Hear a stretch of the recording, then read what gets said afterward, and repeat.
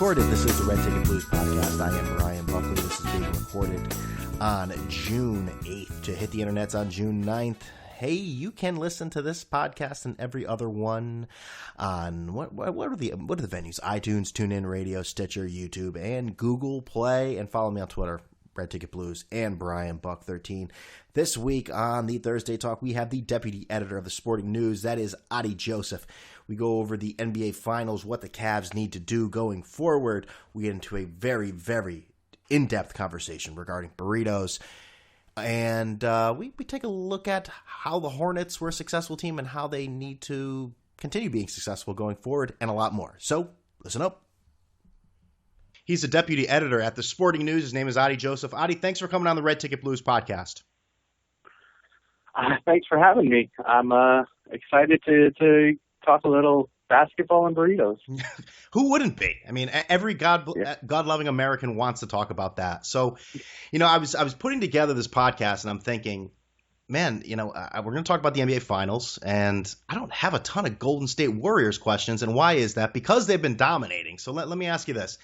LeBron James said after Game 2, it would be hard for me to pinpoint what's not working. So, Mr. Joseph, you're an expert. Can you try to pinpoint what the biggest thing not working for the Cleveland Cavaliers is, if that's possible? Yeah, I think the biggest thing not working for them is being overmatched, and it's a tough thing for a player to admit. Certainly a player like LeBron, he has so much personal pride, and he's not the one who's overmatched, really. So, for him to come to terms with the fact that this was a horrible matchup for his team and his teammates, and they're just not in a very good position right now. And that's tough to admit because, you can't do anything about it at this stage. It's too late to fix that. I heard you, I think it must have been about a week or so ago, and you said you did not see a very competitive series. And I don't know if I heard you give a prediction, but you did not see a competitive series.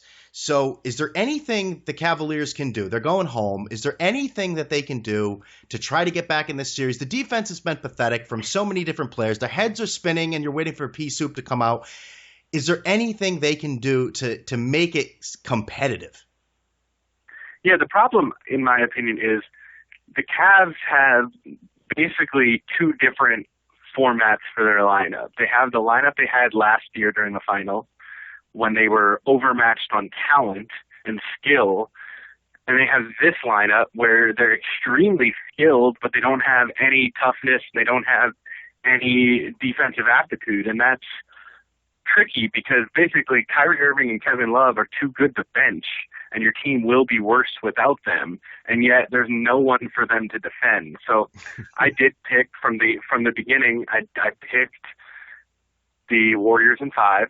I thought about the Warriors in 4, and my real logic against that was essentially LeBron James is going to will this team to win, and there's going to be a day where J.R. Smith and Kyrie and Kevin Love and Channing Frye, there's just going to be a day where they shoot well. And the scary part is the knowledge that even if they shoot well, the Warriors might shoot better. So that's been kind of the problem for the Cavs coming into this series was their best strategy, the thing that got them to a 12-2 record in the playoffs was out shooting and being more skilled than everyone in the East. And you can't use that strategy against the Warriors. You need to be tougher than them. So, to answer your question, the thing that I'd like to see Tyronn Lue do is incorporate Timofey Mozgov, incorporate Iman Shumpert, incorporate Matthew Dellavedova, and look at how we can scrap and just physically drain the Warriors and see if we can win a game or two at home in those circumstances, because if you don't, you're just going to lose this series very quickly. If you can't be physical with the Warriors, they don't have Steven Adams to switch on to Stephen Curry. They're switching on to him with Tristan Thompson, and that's not the same thing. No. And so that's where I think they're falling short. We'll get back to the NBA Finals in a second. Adi, you recently moved up the line to deputy editor at the Sporting News after a few years, different publications, mostly focusing on the NBA. Everybody likes promotions. Who doesn't? But was it hard to leave your baby there in the NBA, or was it just another role in the game? I mean, as you can see, You're still in it. Certainly on my Twitter feed, I'm still very much running Sporting News' NBA coverage, which was a big part, and honestly, in me taking the promotion was I wanted to continue to have control over the NBA coverage. So I'm still working very much hand in hand with our full-time reporter Sean Devaney and some of our contributing writers like Danny LaRue and Scott Rafferty, and we have a bunch of them. It would take me too long to name them all, but the reason, obviously, there's only in a company like Sporting News, you're the NBA editor, and then you need to add some responsibility if you want to be promoted. And so it's been fun to get involved in other sports. Today I've edited stories on a whole bunch of things, and that's a fun responsibility and giving me a better sense of journalism, really, and sports journalism at least. You mentioned some of those sports writers, talented writers that you have at the Sporting News, and they're trying to put together some headlines for the NBA Finals right now. And at a point like this, I got to imagine it's very difficult to come up with eye-grabbing headlines. So I'm going to throw one in here. I'm going to throw just a scorching take. In fact, I advise you to put your phone down put it on speaker because it may give you third-degree burns on your hands, all right? Here it is. I think Tyronn Lue should let me be more definitive with that. Jeez. I think Tyronn Lue should consider starting Matthew Dellavedova over Kyrie Irving. Do I have a job in Bristol and Skip Bayless's chair when he leaves, or is there is there logic to what I just said? Like I said, I think Tyronn Lue needs to incorporate some of the three players who were starting for him last year who aren't starting this year. I think they need to be incorporated. I think it starts by starting Iman Shumpert over J.R. Smith. J.R. has been absolutely awful in the playoffs. Unbelievable. And, he has not contributed anything on either end. Shumpert has been a bad offensive player this year. When he came back from his injury, he just never got in rhythm on offense. But the bottom line is one of the keys last year to the playoffs. There were the three players who are not starting in the finals this year were three of the most important players in the finals last year. Dellavedova for his physical defense on Curry, Timofey Mozgov because he basically played Andrew Bogut off the court, and Shumpert, who actually I thought had an amazing finals that got under-recognized because what he did was he kept Klay Thompson from catching the ball, and that's so important, and it's so... That's half the battle. Yeah, I mean, keeping a shooter like Klay, who is, as soon as the ball's in his hands, he can go up with it against anyone.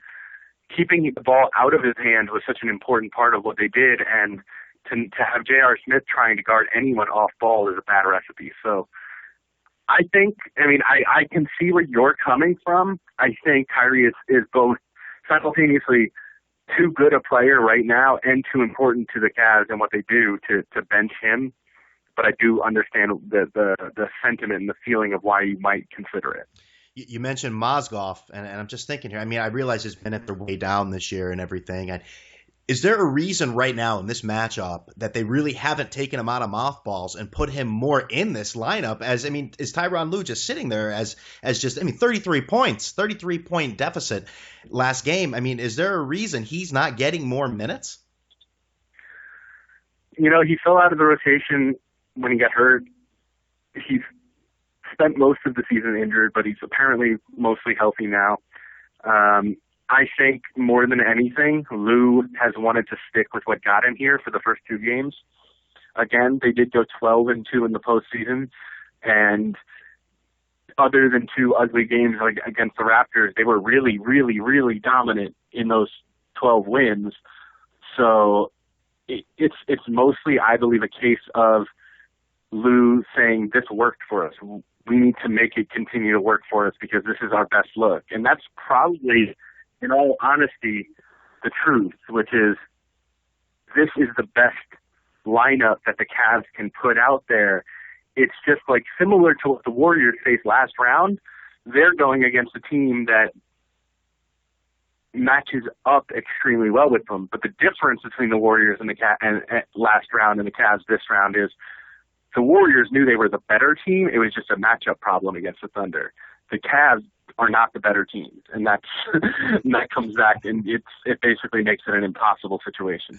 One last thing on the NBA Finals here. I, for one, thought Kevin Love was going to be exposed to the casual NBA fan in the finals for numerous reasons. But for game one, that quarter one, I mean, he basically told me and other haters to just piss off because he had an amazing beginning there. But obviously with the concussion, who knows what his status will be going forward. This is kind of a lazy question, a lazy take. Are the Cavs better if he doesn't play game three, if he's healthy? I don't want to say better, but I think it's important for them to mix things up, like I've been saying. And, the easy answer, the very easy answer, and probably the answer he will and should take is to plug Channing Frye in for Love. Frye can pretty much run the same sets as Love outside. He can't do the post work that Love does, and he's not as good a rebounder as Love. But you hope that Channing Frye, who's a better defender than Kevin Love, can give you a little more defense. If it works out, that's great. And then when Love is ready to come back, maybe you keep him on the bench. If you win game three and Love's ready for game four, it might be a situation where you have to say to Kevin, hey, we're really glad to have you back. We're going to play you, but you're going to play with the second unit, and you're going to help keep our kind of bad second unit afloat, which will be a help if I'm sure he'll love that too. If that works. Yeah. Well, he's not a free agent this offseason, so deal with it. Yeah. So I've mentioned on this podcast before that I find the Charlotte Hornets a very interesting team. And for one reason, one of their stars, Kemba Walker. I live in Connecticut. We don't have a professional sports team, so the University of Connecticut basketball players sort of follow them even after they leave the team. So with Kemba there and a mix of not the most talented guys in the world, but personalities, so to speak, I find them very interesting. And I was listening to the Game Theory podcast from Sam Vecini, friend of the podcast, and you were a guest on there. And this is totally unfair to make you answer this question because people get things wrong all the time. I mean, I said Antoine Jameson would be a better pro than Vince Carter. Look how that turned out. But you said after 3 games that the Charlotte Hornets were probably the worst team in the league. Now, this is more the question is, what did the Hornets do to sort of turn around those early season convictions? Wow, did I say that? That was so long ago. Yeah. Again, that is so unfair of me to do. No. After 3 games, they were looking really bad, but they played the Heat and the Hawks in the first 3 games. Mm-hmm. So I live in Charlotte, and I covered the team regularly, and I was very unoptimistic. I entered the season before the Michael Kidd-Gilchrist injury. I thought that this Hornets team would win around 37, 38, 40 games and be in the playoff race, but probably ultimately finish 9th. Then Michael Kidd-Gilchrist, who I stand by being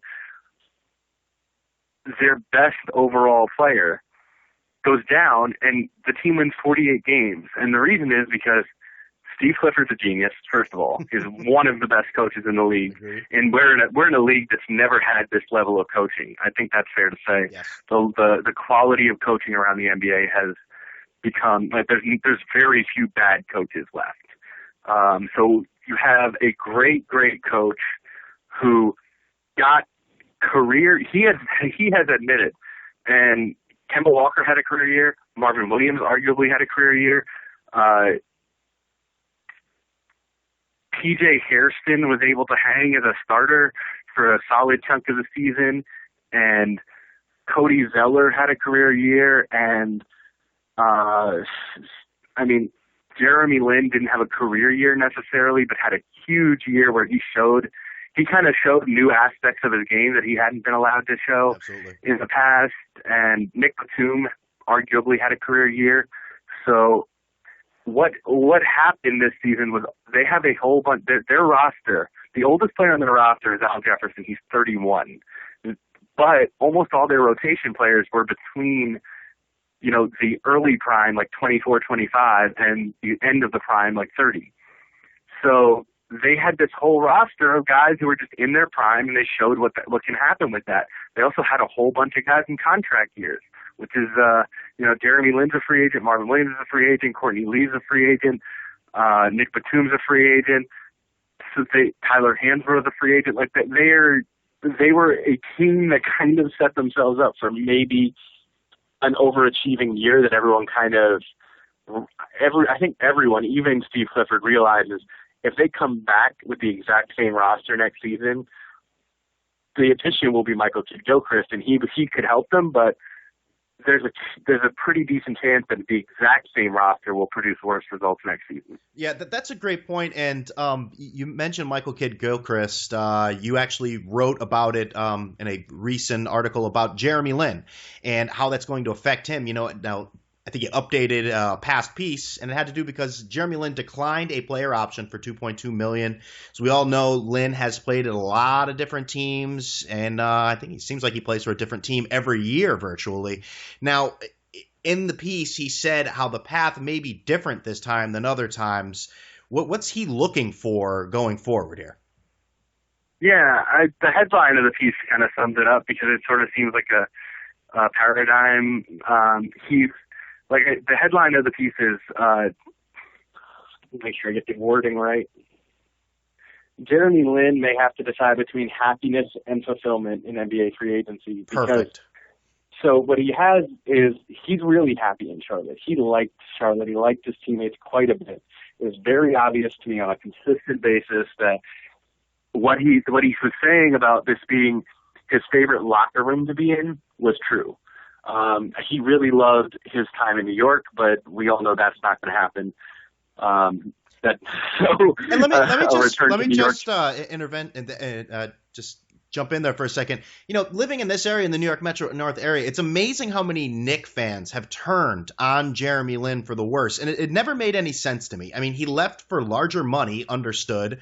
And it's pretty obvious he wasn't welcomed there by the biggest star. So I don't understand. Furthermore, Good. he expected them to match that contract, and they didn't. They had the option to match. So he signed a contract with the full expectation that they match, and they didn't. And he went to Houston, and Houston turned out to be terrible. A completely I'm not going to say terrible. He had his best statistical seasons, some of his best statistical output there. Grew a lot as a player, I think, but he and James Harden on the court never really made sense, and off the court never really made sense, and that was a tough situation for him, I think. And so now he's looking. Mike D'Antoni would probably have loved to coach Jeremy again, and I know Jeremy would love to have Mike D'Antoni as his coach, but Mike's up in Houston now. So, the important thing for Jeremy to ask himself is how important is starting to me. And that's what I meant by fulfillment. So happiness is in Charlotte. Happiness is on a team where he's going to like his teammates. He's going to like his coaches. And that is Charlotte. So the question is then, how much fulfillment can he get if he isn't a starter? And there are probably 2 to 3 teams that would consider him as a starter in the league right now. There might be more, but being a starting point guard in the NBA in 2016 is an extremely exclusive job because there's so many good ones. 100% right. And you before that, you mentioned, all these guys, many of them had career years, if not, just below. So what are the Hornets doing? I guess you're going to have to sort of look deep into the crystal ball to answer this question. 48 wins last year, not a ton of star power. Like no one you look on that team and say, whoa, wow, he's going to lead us to the promised land. So, I mean, who stays, who goes going forward? What kind of personnel do they really need on this team? It's a really good question, and the best way I can put it is a lot of it depends on what they view their 2 young big men as, Frank Kaminsky and Cody Zeller. And I specifically very, very directly asked Rich Cho, do you think Cody Zeller is your starting center next season? And his answer was yes. And if Cody is the starting center entering next season, then the most obvious areas for upgrade is kind of off the table.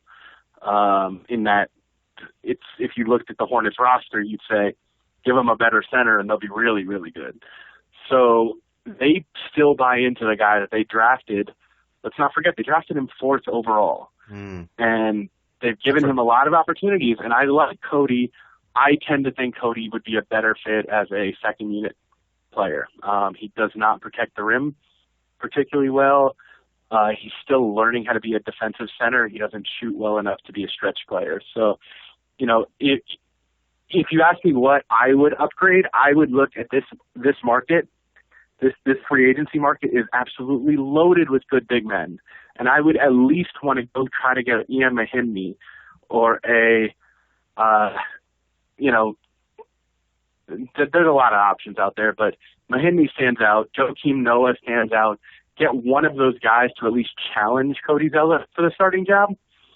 But if they do want to commit to Cody, then I think the main area of upgrade is probably going to be a shooter, another shooter an upgrade on Courtney Lee, who I don't necessarily think is going to be coming back unless he's willing to take a small deal.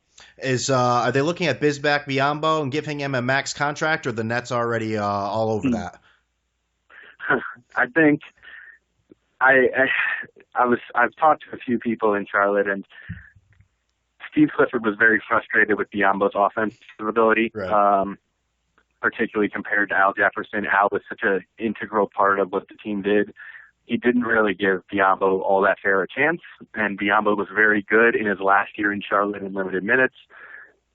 I can't imagine Biyombo wanting to return to this team. In fact, almost every player who ever leaves Charlotte, and particularly players, love Steve Clifford. But if I had to guess, Lance Stevenson and Bismack Biyombo might be the two guys who didn't necessarily love their experiences in Charlotte.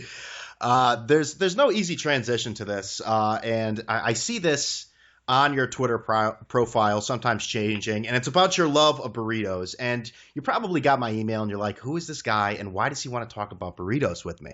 And the reason is, I love burritos too. I live in New Haven, Connecticut. There is a lunch carts in Yale University that I go to probably daily, and I am, out of all the restaurants there, I am always getting a burrito, to the point where my wife calls me Brian Burrito, and it sounds a lot funnier and cuter when she says it, and not that funny or cute when I say it. So let me ask you this.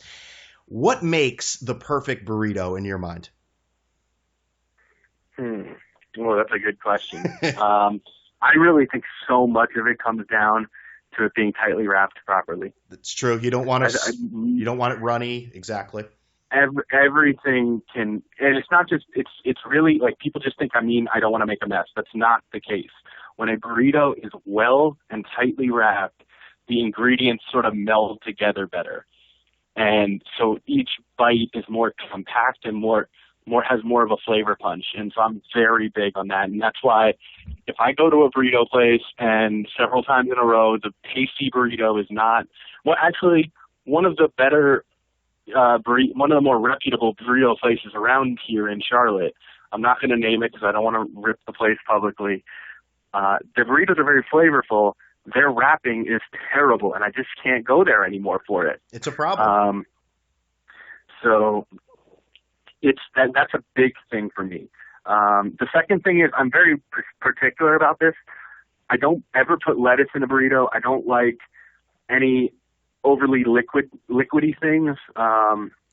So if beans, I want them somewhat strained. I don't want to bite into a burrito and have like a leakage of liquid.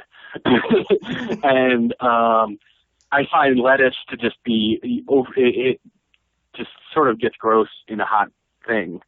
So I'm not a huge lettuce fan in general, but that's one of my big things is if I bite into a lot of times when places put pico de gallo into the burrito, they don't strain the pico de gallo, or they don't strain the black beans well enough, and so for me that's very important, is strain the ingredients and put the actual ingredient in, not all the liquid that came with it. And because again, and this goes back to tight wrapping, if you do leave a little extra liquid in it and you wrap it perfectly, the rice is going to soak up all liquids. But if you don't wrap it perfectly, then you just get this weird sort of free-form blob thing that just doesn't work well. You I'm described. very passionate about this. I can see. I was just going to say, you described your perfect burrito better than Adam Richman and Man vs. Food could ever do. That was really amazing. I wanted to ask you. So lettuce, cabbage, same way, because sometimes I go to places where they put cabbage instead of the lettuce in there. So that you're still in the same boat there with that. I'm a little bit. Cabbage will hold up better, and it gives a crunch. Fish burritos tend to have cabbage more than other kinds of burritos, and I like the fish burrito, but I almost consider it a different food. My personal favorite meat, this is kind of important, is my personal favorite kind of meat is al pastor. I think al pastor burritos are perfect. A little bit of pineapple, just a little bit, plus all the roasted pork, and some cooked onions, plus sometimes some raw onions in there too. Kind of give it some variety and flavor, and always a hot salsa. Oh yeah. I either go with avocado or sour cream, never both, because I don't want too much cold, and I don't want to accidentally let my rice get cold, because cold rice is no good. That's not a bad idea, no, because I usually get both, and I never really thought about that. You're right. It brings down the temperature. Right. So that's why I actually like both quite a bit. It basically depends on, am I willing to pay extra? Yeah, exactly. And so guacamole / just avocado slices, I don't want to double up the cold. If I'm going to get them, I'm not going to get sour cream. And what else? I get cheese 50% of the time, I would say. Okay. I'm fine with cheese, but I also don't always need it. But yeah, the fundamental part of a burrito is actually the rice. If your rice is bad, you have a bad burrito. That's why Moe's is no good, in my opinion. Well, let me jump in right there. That was going to be my next question here. Are you like a mom and pop style burrito place, or are you a chain place? I mean, Chipotle's Yeah, I love a properly made Chipotle burrito. But what I've noticed, you gotta have the right person making that thing, or it could be a complete and what mess. I've noticed is as Chipotle expands and as there become more and more in every city, the quality of the burrito makers, the baristas or whatever, is declining a bit. And I have noticed across up and down the East Coast. I've had burritos in New York. I've had burritos in Philadelphia. I've had burritos in Baltimore and DC and Charlotte. And I haven't had it in Atlanta. But up and down the East Coast, I have noticed a decline in the quality of Chipotle craftsmanship, which, as I said before, craftsmanship is a huge part. So I still like Chipotle. I really think their ingredients are good. They're better than Qdoba. They're better than Moe's. They're better than some local places.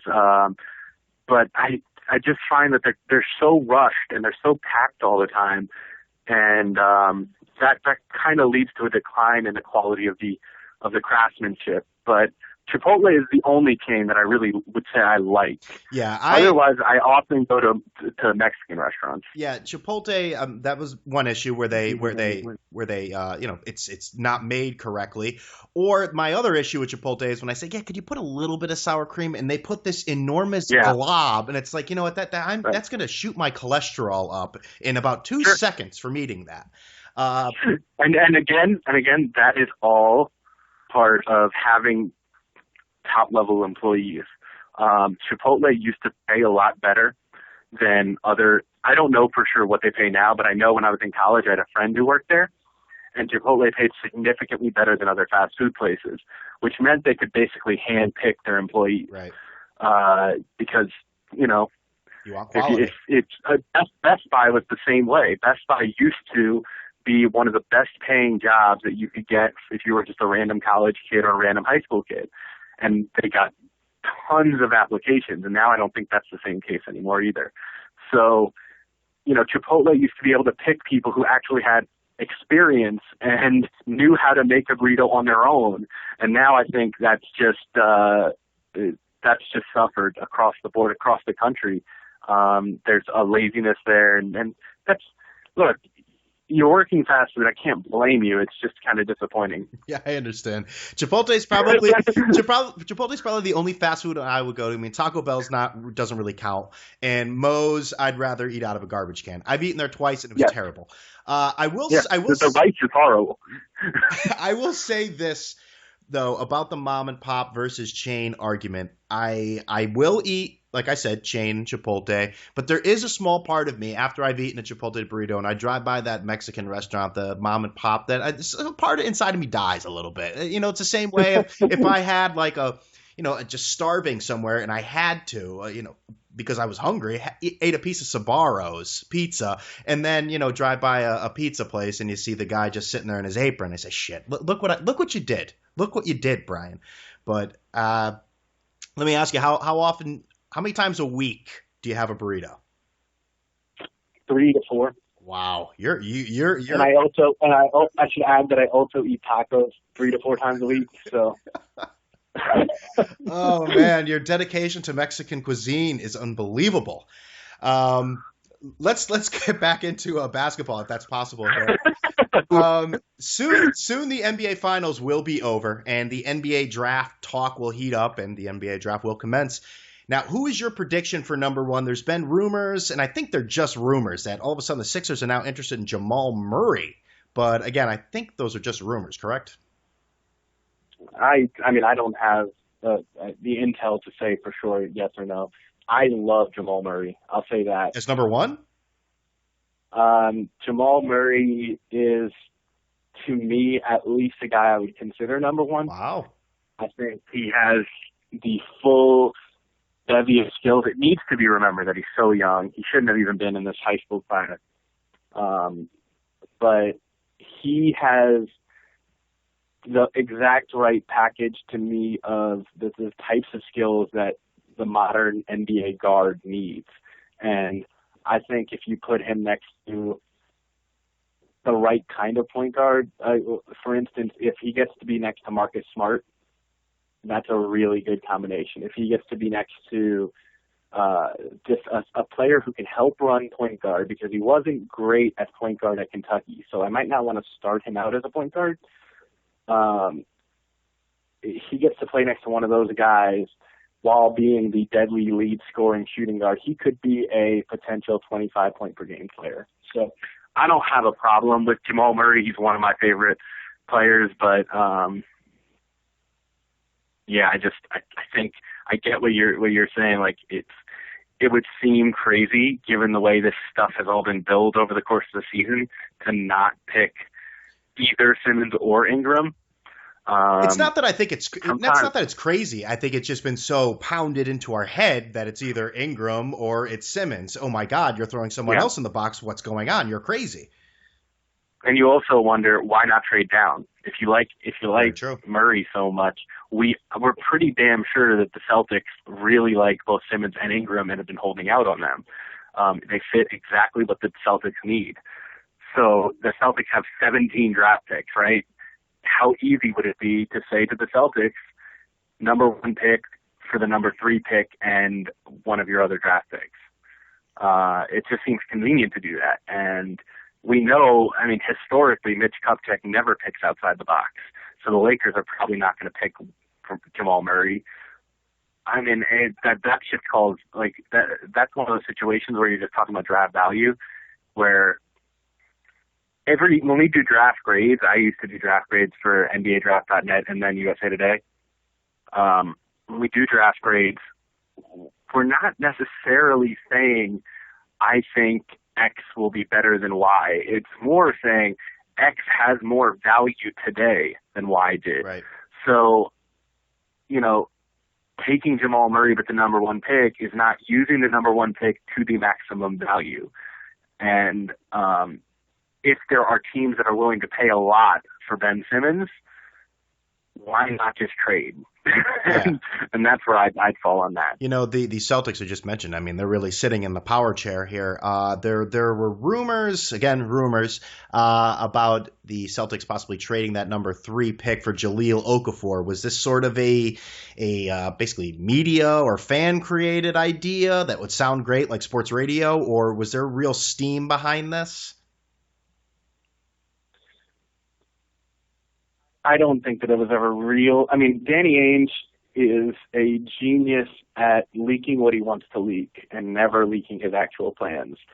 So Ainge basically, without using Okafor's name, made clear that he had made a quote-unquote Godfather offer for Jahlil Okafor near the trade deadline. That was something he put out. He was on radio and he talked about an offer, and he didn't specify which player it was for or which team it was with, but he said he had made a huge offer that got rejected and that caused them to not make a move at the deadline. Very quickly after it got, reporters with off-the-record sources reported that it was Jahlil Okafor, which naturally leads us to this point where Jahlil Okafor is going to the Celtics in the draft. And that's often just, we all call him Trader Danny because he's always making trades, but Trader Danny is not usually putting out his real intentions like that, so. We are a very reactionary society, and if you ever want to know, just go on Twitter for about 20 minutes during a basketball game or any sporting event. Kristaps Porzingis last year sort of, he came in, boos all around from Knicks fans, and the Knicks, the pick they have in the draft this year, stop me if you've heard this one before, they don't have a pick. I feel like I've heard that several times throughout my life. But Kristaps Porzingis sort of shattered that Euro conception this year with an amazing rookie year. But did he really shatter it? I mean, are we looking now and say, hey, someone who's in the mock draft game or looking at drafts, it's got to be continuing to go on a one-by-one basis, and we're not flipping the switch that all of a sudden European guys are tough. Like, is Dragan Bender a tougher guy now because Porzingis had a great year? I tend to still be skeptical a little bit about European players. Bender is a very different case than Porzingis, and like you said, we do need to be case by case. The thing about Bender that's particularly worrisome is he and Porzingis were playing at the same level. It's called Euro Cup. It's the second tier of European basketball behind EuroLeague. Bender wasn't playing. Bender never saw the court. I can pull up his averages, but he basically has been invisible because he's playing against adults and he hasn't quite been ready to make that kind of contribution. Porzingis, on the other hand, playing for Sevilla, which is a worse team than Maccabi Tel Aviv, which is Bender's team. But whereas Bender's averaging 4 minutes a game, Porzingis was putting up real numbers and real minutes against grown men in Sevilla, in the ACB league, which is arguably the second best league in the world. So to compare them straight up like that is ignoring that one of them was actually doing things and the other one wasn't. And that's a big, big difference to me.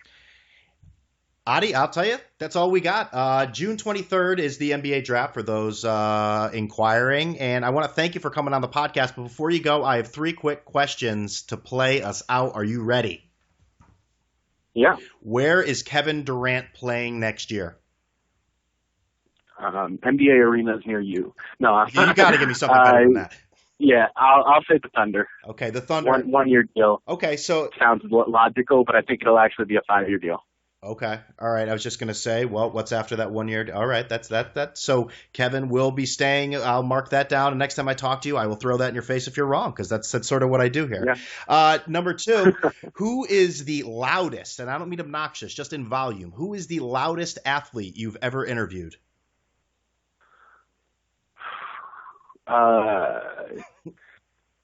Tony Allen, maybe? Really? I mean, yeah, if you want to talk not just in volume, Tony Allen basically trash talks for his entire interview. He'll trash talk you, he'll trash talk... Oh, no, Patrick Beverley is even bigger. Patrick Beverley he told me I had 60 seconds. He then had another player count it down for him. Wow. And he trash talked the entire time, and I asked him who the toughest point guard to defend was, and he turned and he goes, Jason Terry, you're sitting right there. That's great. And number 3, last one. I'm not going to ask you who you're voting for, but Hillary Clinton has vowed to release UFO files if elected. Would the release be good or bad for the country?